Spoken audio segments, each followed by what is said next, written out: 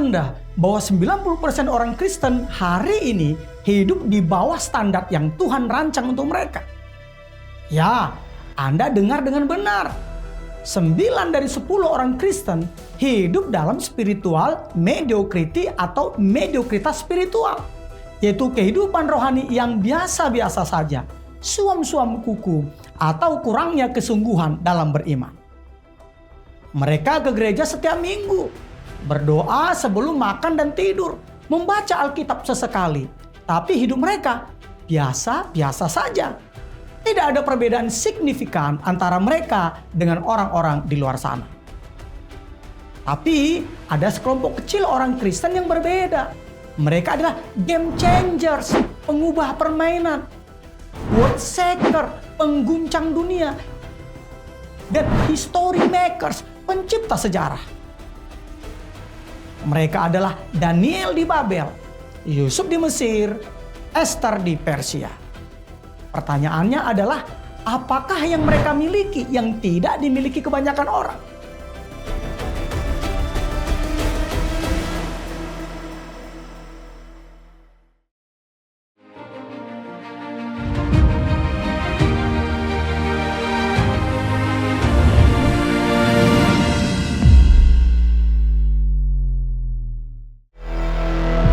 Shalom, selamat datang di video yang akan mengubah total cara Anda memahami kekristenan. Hari ini kita akan membongkar 4 pilar fundamental yang membedakan orang Kristen biasa dengan orang Kristen kelas dunia. Ini bukan teori kosong, bukan. Ini bukan motivasi murahan, bukan. Ini adalah kebenaran Alkitabiah yang telah terbukti mengubah nasib jutaan orang sepanjang sejarah. Kita akan menggali dari bahasa Yunani dan Ibrani asli Alkitab, dari penelitian teologis mendalam, dari kehidupan tokoh-tokoh Alkitab, sampai aplikasi praktis yang bisa Anda terapkan hari ini juga. Bersiaplah, karena beberapa menit ke depan bisa menjadi turning point, titik balik atau momen krusial hidup Anda. Mari kita mulai. Kita mulai dari pilar pertama dan paling utama, yaitu iman Kristen kelas dunia.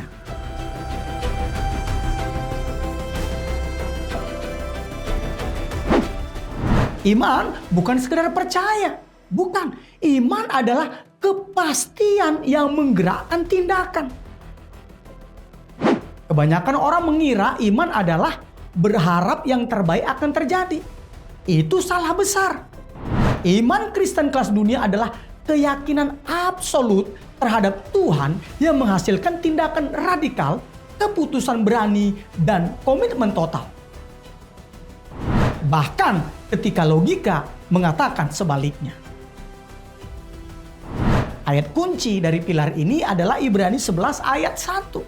Iman adalah dasar dari segala sesuatu yang kita harapkan dan bukti dari segala sesuatu yang tidak kita lihat. Juga Yakobus 2 ayat 17. Demikian juga halnya dengan iman. Jika iman itu tidak disertai perbuatan, maka iman itu pada hakikatnya adalah mati. Mari kita riset dalam bahasa asli. Kata iman dalam Ibrani 11 ayat 1 berasal dari bahasa Yunani, pistis, yang artinya bukan sekedar belief, bukan sekedar kepercayaan pasif. Tetapi apa? Conviction, keyakinan yang kuat, yaitu keyakinan yang kuat disertai trust, kepercayaan penuh. Sedangkan kata dasar diterjemahkan dari hipostasis, yang secara harfiah atau literal berarti substansi yang mendasarinya atau fondasi yang nyata. Artinya apa? Iman adalah substansi nyata, bukan harapan kosong. Ini adalah sertifikat kepemilikan atas janji-janji Tuhan yang belum terlihat secara fisik, tapi sudah real, nyata di dimensi sosial. Analoginya, bayangkan Anda membeli rumah. Developer menunjukkan brosur, site plan, gambar 3D, atau gambar 3 dimensi. Rumahnya belum dibangun, tapi Anda sudah membayar DP atau uang tanda jadinya, menandatangani kontrak dan punya sertifikat. Di mata hukum, rumah itu telah menjadi milik Anda, meskipun secara fisik rumah tersebut belum ada terlihat. Begitulah cara kerja iman kelas dunia. Anda telah memegang sertifikat spiritual atas janji Tuhan. Belum terlihat, ya, tapi apakah sudah real? Absolutely, tentu saja. Perhatikan tokoh-tokoh Alkitab yang bergerak dengan iman kelas dunia. Contohnya Abraham. Dia dipanggil meninggalkan negerinya, belum tahu mau kemana. Usianya 75 tahun. Abraham masih belum punya anak. Tapi Tuhan berjanji bahwa Abraham akan menjadi bapa banyak bangsa. Secara logika, nol. Tetapi Abraham bertindak. Dan hasilnya apa? Abraham menjadi bapa orang beriman. Kita lihat Musa. Ia meninggalkan istana Firaun, memilih menderita bersama bangsa Israel daripada menikmati kemewahan sementara. Ini tertulis dalam Ibrani 11 ayat 24-26. Imannya mengalahkan logika kesenangan sementara di istana. Begitu juga dengan Nuh. Ia membangun bahtera raksasa di tengah gurun selama 120 tahun. Belum pernah ada hujan sebelumnya. Dia diejek oleh semua orang. Tetapi dia tetap percaya dan bertindak. Hasilnya, keluarganya selamat. Jadi, inilah perbedaannya. Iman biasa berkata, saya percaya Tuhan pasti bisa. Tapi saya tunggu dulu tanda-tandanya. Sedangkan iman kelas dunia berkata, karena Tuhan sudah berfirman, maka saya mulai bertindak sekarang. Bahkan tanpa melihat hasilnya. Penelitian membuktikan sebuah studi dari Duke University tahun 2019 menunjukkan bahwa orang dengan keyakinan agama yang kuat memiliki 43% lebih tinggi tingkat ketahanannya atau resiliensinya terhadap stres atau tekanan. 67% lebih cepat mengalami pemulihan daripada kegagalan. Dan 52% lebih konsisten dalam mencapai tujuan jangka panjang. Tindakan praktisnya hari ini adalah identifikasi satu janji Tuhan untuk Anda hidupi dari Alkitab. Tuliskan janji Tuhan seperti menjadi sertifikat kepemilikan Anda. Ambil satu tindakan iman hari ini yang selaras dengan janji itu, meskipun kecil. Dan deklarasikan dengan suara keras keyakinan Anda setiap pagi. Tetapi iman saja tidak cukup, saudaraku. Anda butuh pilar kedua, yaitu moral Kristen kelas dunia.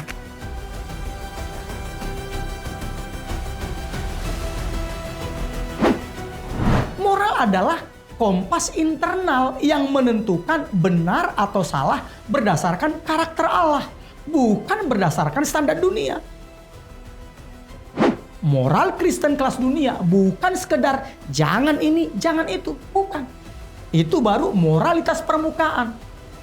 Moralitas sejati adalah transformasi hati yang menghasilkan keputusan-keputusan yang mencerminkan karakter Kristus. Bahkan ketika tidak ada yang melihat atau bahkan ketika hal tersebut merugikan secara finansial atau materi. Ayat kunci dari pilar kedua ini adalah Amsal 11 ayat 3. Orang yang jujur dipimpin oleh ketulusannya, tetapi pengkhianat dirusak oleh kecurangannya. Juga Filipi 4 ayat 8. Jadi akhirnya saudara-saudaraku, semua yang benar, semua yang mulia, semua yang adil, semua yang suci, semua yang manis, semua yang sedap didengar, semua yang disebut kebajikan dan patut dipuji, pikirkanlah semuanya itu. Dari hasil riset bahasa asli, kata jujur dalam Amsal 11 ayat 3 berasal dari bahasa Ibrani tom, yang artinya apa? Integritas sempurna atau keutuhan. Yaitu kondisi tidak terpecah belah, Tidak ada gap atau kesenjangan antara ruang publik dan ruang privat. Kata ketulusannya berasal dari kata tumah, yang berarti kebersihan moral yang utuh. Artinya apa? Tidak ada agenda tersembunyi, tidak ada standar ganda.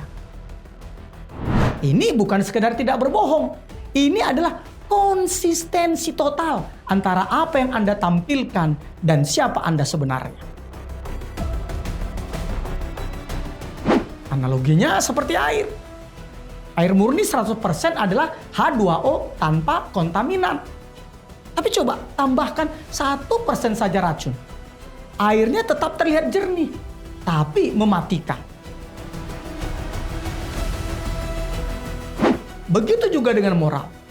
Anda bisa tampak baik 99%, tapi 1% kompromi moral, misalnya berbohong kecil untuk keuntungan, curang sedikit dalam bisnis, pornografi sembunyi-sembunyi, itu meracuni seluruh sistem. Moral Kristen kelas dunia adalah nol toleransi terhadap kompromi. Mari kita lihat contoh radikal, yaitu Daniel. Dia adalah Perdana Menteri di Babel, posisi tertinggi kedua setelah raja. Tapi ketika diperintahkan menyembah patung emas, dia tegas menolak. Resikonya apa? Daniel dilempar ke dalam gua singa. Tapi hasilnya Tuhan menutup mulut singa. Bahkan Raja Darius mengakui Allahnya Daniel. Sehingga seluruh Babel tahu ada Tuhan yang hidup dalam diri Daniel. Ini nanti tertulis dalam Daniel pasal 6. Begitu juga dengan Yusuf. Dia digoda istri Potifar. Tidak ada yang tahu. Tidak ada CCTV. Tidak ada saksi mata. Dia bisa saja berkata, sekali ini saja nggak ada yang tahu kok. Tapi luar biasanya, Yusuf berkata, bagaimanakah mungkin aku melakukan kejahatan yang besar ini dan berbuat dosa terhadap Allah? Kejadian 39:9. Resikonya karena menolak ajakan istri Potifar apa? Yusuf dipenjara. Tapi Tuhan mengangkatnya menjadi Perdana Menteri Mesir. Menyelamatkan jutaan nyawa dari kelaparan. Kejadian pasal 41. Sekarang, dengarkan baik-baik saudaraku. Moral Kristen kelas dunia adalah moral yang tetap berdiri tegak ketika apa? Ketika tidak ada yang melihat. Ketika apa lagi? Ketika semua orang melakukannya. Apalagi ketika Anda akan rugi secara finansial. Apalagi ketika karir Anda terancam. Apalagi ketika reputasi Anda dipertaruhkan. Kenapa? Karena standar Anda bukan apakah orang tahu, tapi apakah Tuhan tahu. Riset Harvard Business School 2021 menemukan perusahaan dengan standar etika tanpa kompromi memiliki retensi karyawan 3 kali lebih tinggi. Loyalitas pelanggan 2,5 kali lebih kuat. Profitabilitas jangka panjang 89 lebih sustainable. Tindakan praktis hari ini. Audit hidup Anda. Adakah area kompromi kecil yang sudah Anda normalisasi?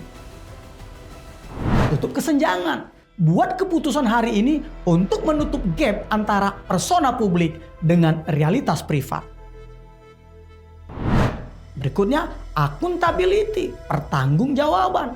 Cari mitra akuntabilitas yang bisa Anda percaya untuk cek moral Anda. Berikutnya, doa yang jujur. Minta Tuhan tunjukkan blind spot atau titik buta moral yang tidak Anda sadari. Dari moral, selanjutnya kita naik ke level yang lebih tinggi, yaitu etika Kristen kelas dunia.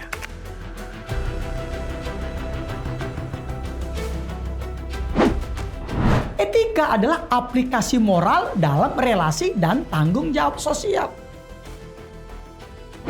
Jika moral adalah kompas internal, maka etika adalah eksternal GPS. Bagaimana Anda memperlakukan orang lain, bagaimana Anda memimpin, bagaimana Anda berbisnis, bagaimana Anda berkontribusi kepada masyarakat. Etika Kristen kelas dunia berarti menjadi berkat bagi semua orang di sekitar Anda, termasuk musuh Anda. Ayat kunci dari pilar ini adalah Mika 6 ayat 8. Hai manusia, telah diberitahukan kepadamu apa yang baik dan apakah yang dituntut Tuhan daripadamu, selain berlaku adil, mencintai kesetiaan, dan hidup dengan rendah hati di hadapan Allahmu. Juga Matius 7 ayat 12. Segala sesuatu yang kamu kehendaki supaya orang perbuat kepadamu, perbuatlah demikian juga kepada mereka. Riset bahasa asli, kata berlaku adil dalam Mika 6 ayat 8 berasal dari bahasa Ibrani, yaitu mispat, yang berarti keadilan dalam tindakan. Bukan sekedar tahu yang benar, tetapi melakukan keadilan. Kata mencintai kesetiaan dari kata keset, yang berarti kasih setia.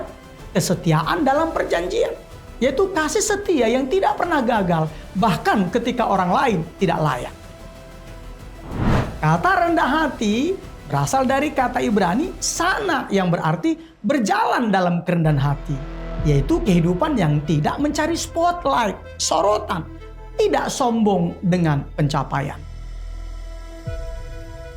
Kombinasi ketiganya adalah formula etika kelas dunia, yaitu berkeadilan dalam tindakan, melakukan kasih setia dalam relasi, menunjukkan kerendahan hati dalam sikap.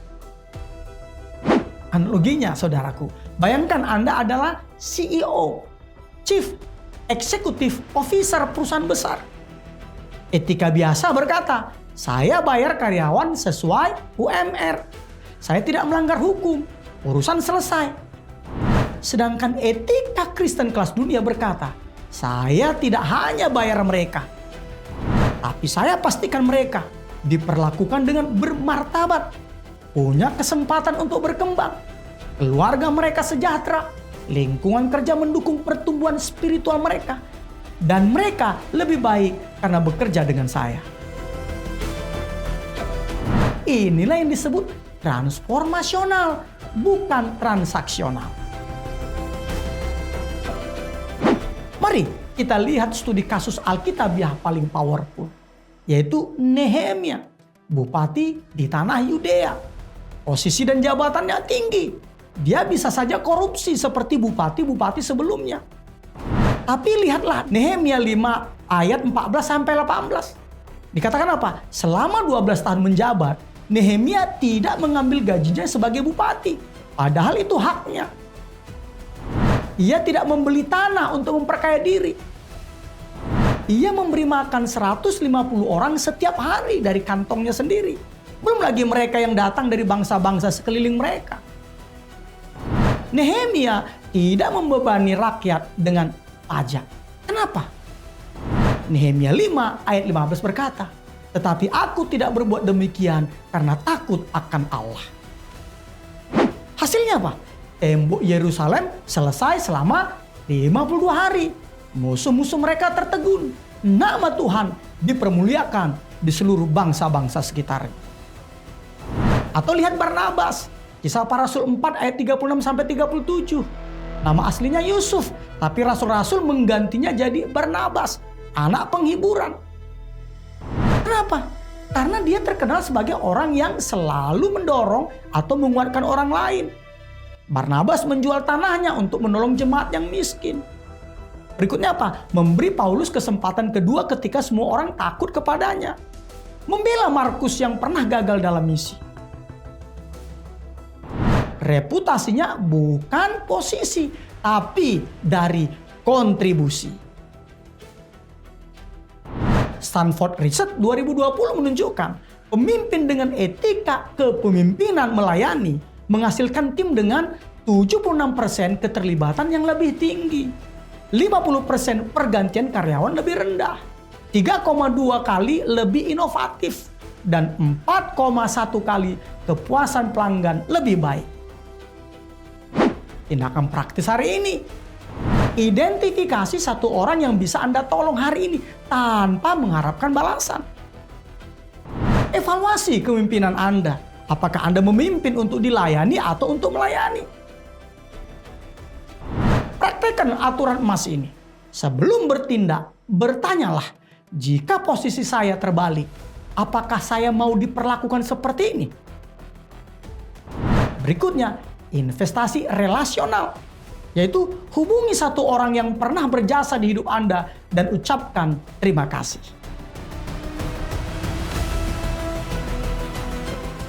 Sekarang, pilar terakhir yang akan mengikat semuanya adalah mentalitas Kristen kelas dunia.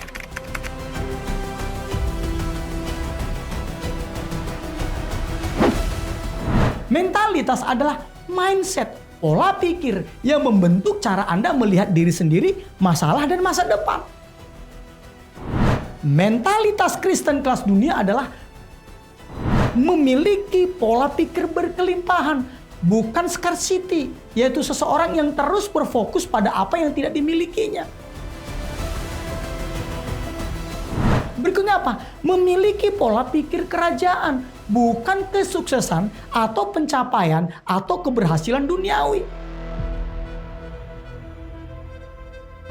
Berikutnya apa lagi? Memiliki perspektif kekal, bukan kepuasan sementara. Dan yang terakhir, memiliki mentalitas penakluk atau pemenang, bukan mentalitas korban.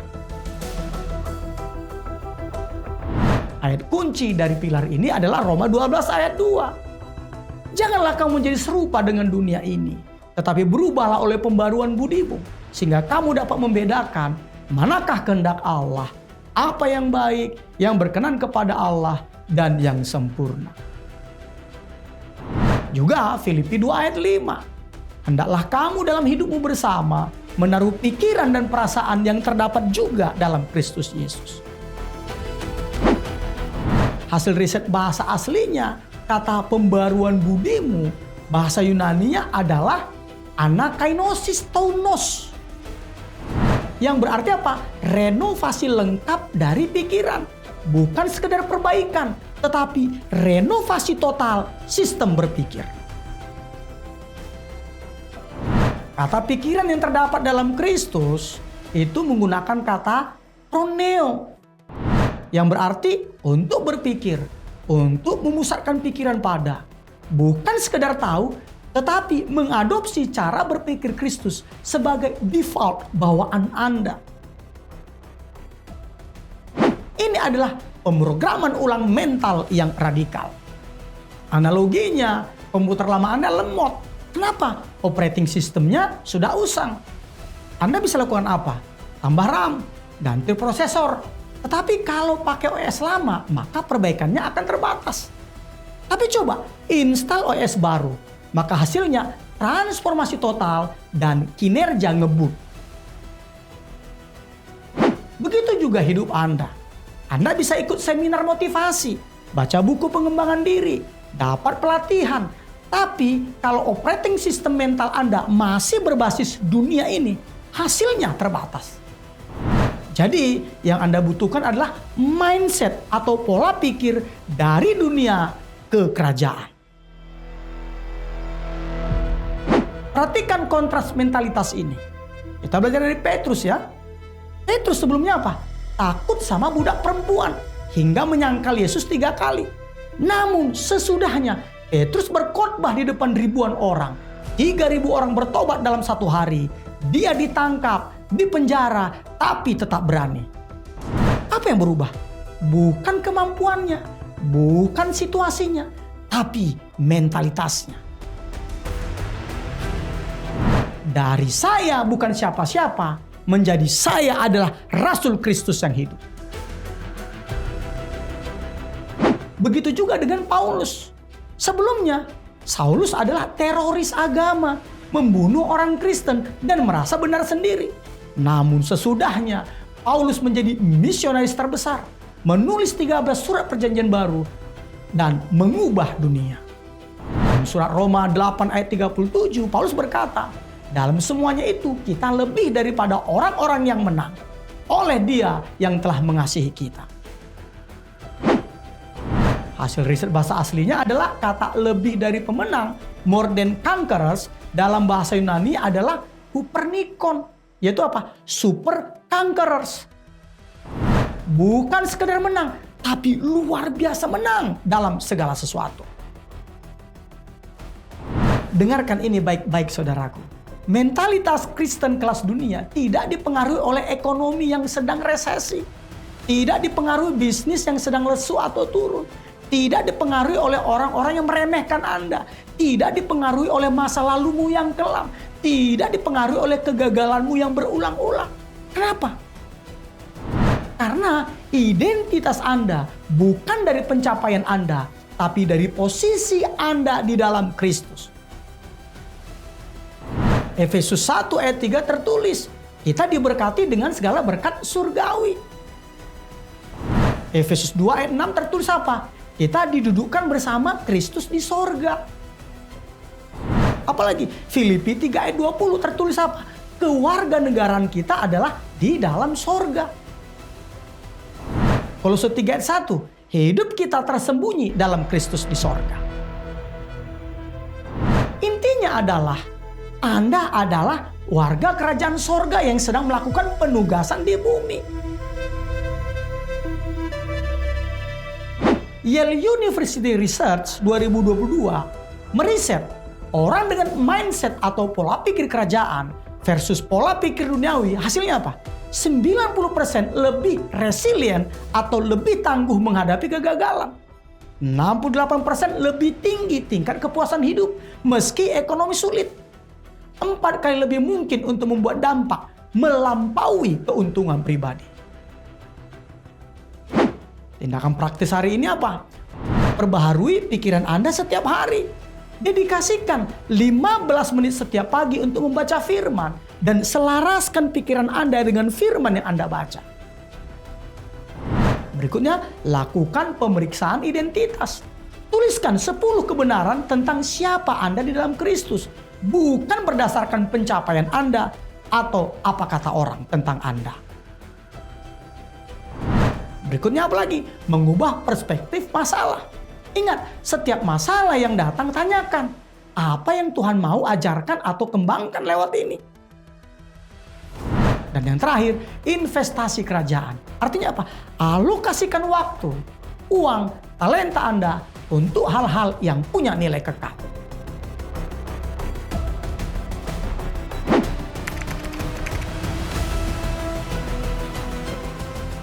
Sekarang, mari kita rekap 4 pilar yang akan mengubah Anda dari Kristen biasa menjadi Kristen kelas dunia. 1. Iman kelas dunia. Seperti Abraham yang berangkat tanpa tahu tujuannya karena dia pegang sertifikat spiritual dari Tuhan. Anda juga harus bertindak berdasarkan janji Tuhan, bukan berdasarkan yang terlihat oleh mata. 2. Moral Kristen kelas dunia.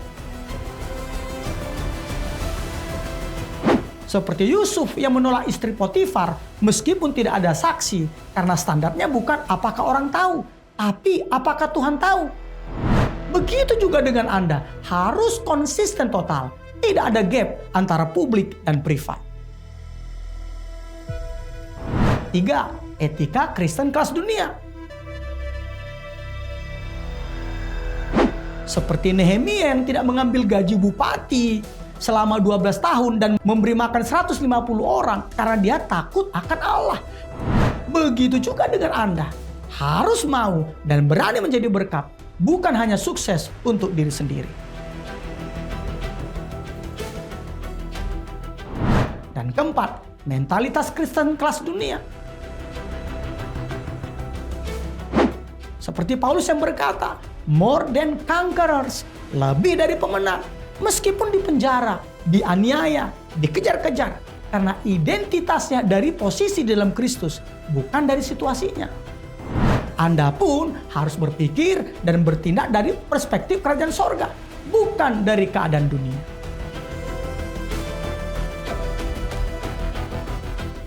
Bayangkan jika keempat pilar ini solid di hidup Anda. Seperti meja berkaki 4 yang tidak bisa goyah.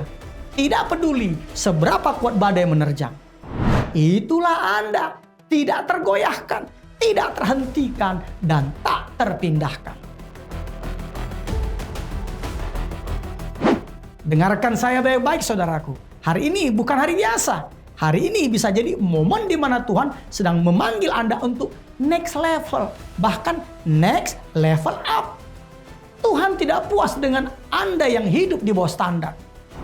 Dia ciptakan Anda untuk keunggulan, untuk kekuasaan yang memerintah, untuk menghasilkan dampak. Kejadian 1 ayat 26, Tuhan ciptakan manusia untuk apa? Berkuasa atas seluruh bumi. Bukan untuk hidup pas-pasan, bukan untuk jadi follower selamanya, bukan untuk selalu jadi korban keadaan, bukan. Tapi untuk menjadi leader atau pemimpin, menjadi problem solver atau pemecah masalah, untuk menjadi apa lagi? History maker atau pencipta sejarah.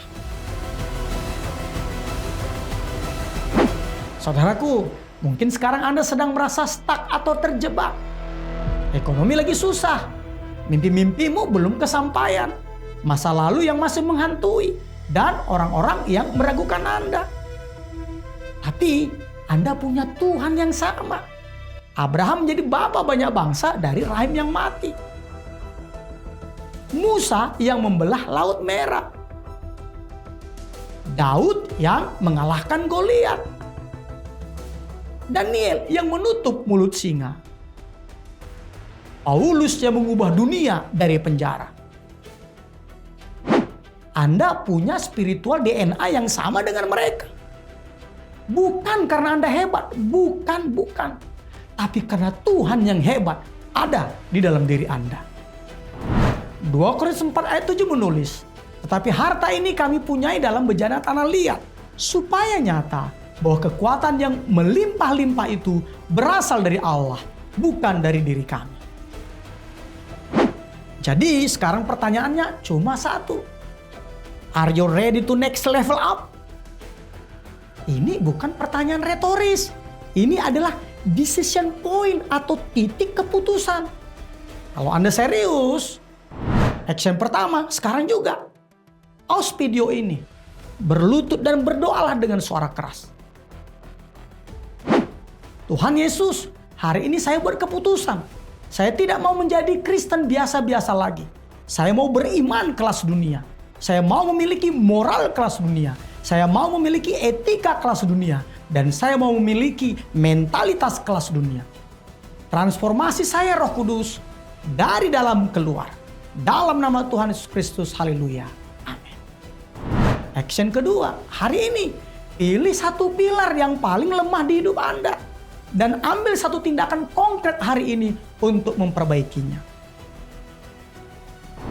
Action ketiga, minggu ini share video ini ke 5 orang yang Anda tahu butuh ditransformasi. Jadilah instrumen Tuhan untuk mengubah hidup orang lain.